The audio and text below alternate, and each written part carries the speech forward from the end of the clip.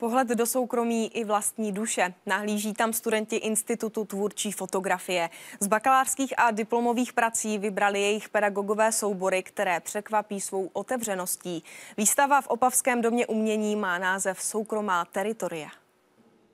Místo stylizovaných portrétů, módní nebo dokumentární fotografie, upřímný pohled na vlastní život nebo životy těch druhých. Většinou jsou to taková ta témata bolestná, depresivní, smutná, ale já si myslím, že i toto je důležité, protože velmi často to zatlačujeme někam dovnitř a ono to stejně potom někdy na povrch vyleze. Příběh o svém otci vyprávěla Michaela Holly. Vznikal 2 roky. Popisuje muže, který se jako bývalý kriminalista nedokázal po revoluci vyrovnat s novými poměry.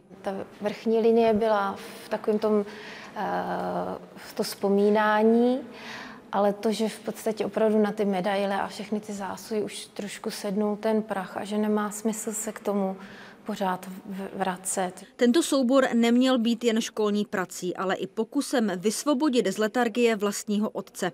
Poslední fotografie pak ukazuje, že blízkého člověka nevymažete z paměti ani z mobilu.